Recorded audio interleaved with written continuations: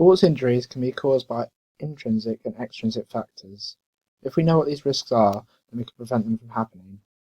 Extrinsic factors are risk factors that occur outside the athlete's body. Environmental factors are things like bad weather conditions and the conditions of the sports facility. For instance, it could be dangerous to do an open water swim if the weather was very cold, or if the sea was rough, or if the water was dirty. Injury could be prevented by making sure the water isn't too cold, rough, or dirty. Incorrect technique is a risk because if you keep on practicing in the wrong way, then you can damage your body. For instance, tennis players get tennis elbow, which is where they play too much and their tendons become damaged by overuse. Coaches can prevent this by not overtraining the players and giving them a rest every so often. A coach needs to be aware of risk factors. For instance, if you position participants too close together in circuit training, then they might collide with each other. A coach needs to be qualified and act in a professional way. He or she needs to organise training so it's appropriate for the age and ability of the participants. He or she needs to be a good communicator. People taking part in exercise need to wear comfortable clothing and footwear that's appropriate for that type of exercise. For instance, if you're skiing, you need to wear warm layers, goggles, and a helmet in order to decrease the chances of you getting hurt.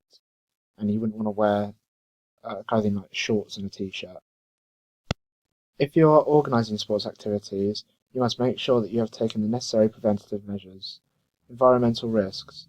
For instance, in a Sunday league football, the referee will check the pitch to see if it's in a good enough state to play, and if it isn't, then he will cancel the match. For instance, if it was frozen or waterlogged, it wouldn't be safe to play. Sports equipment check. For example, lane ropes have to be kept in good conditions so the swimmers don't cut themselves. Lane ropes need to be checked regularly by the sports centres. Misuse of equipment. For instance, if several people bounce on a trampoline at one time, then there could be a collision or somebody could fall off.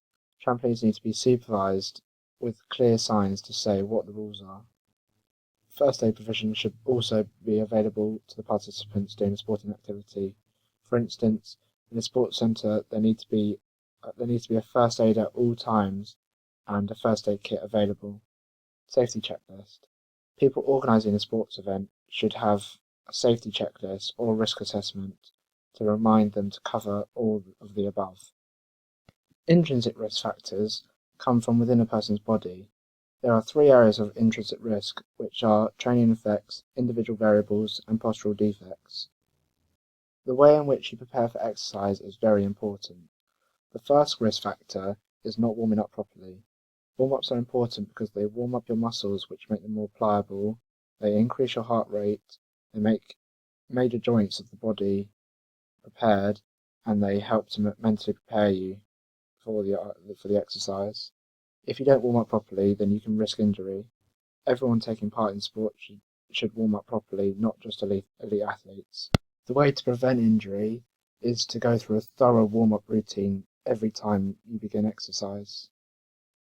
People should only take part in sport which is the appropriate level for them.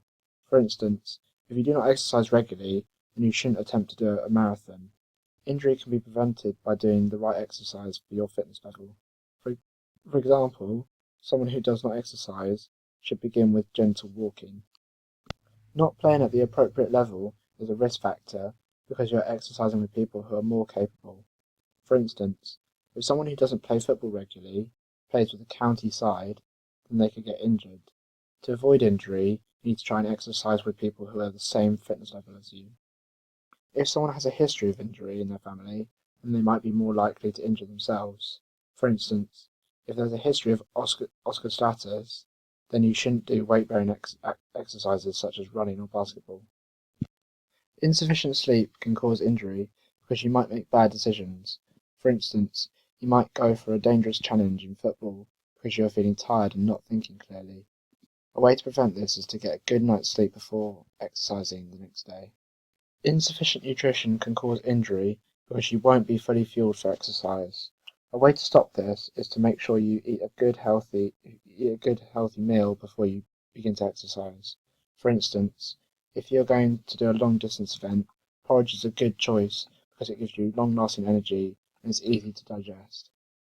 There are 3 postural defects that can cause injury, which are: scoliosis is a degenerative disorder where the spine curves, which can affect sports performance. Not cooling down after exercise and putting strain on your back can cause the condition to get worse. Kyphosis is where the spine curves forward into an arch. It can be inherited, but it can also be acquired by having a poor posture. This can cause sports performance to be affected.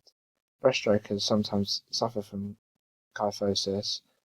They can avoid it by stretching and rolling their backs after training. Lordosis is where the spine curves backwards into an arch. It can be inherited or it can be caused by having a bad posture, and it definitely has a bad effect on sport performance. Gymnasts sometimes suffer from lordosis because a lot of their training is spent arching their backs.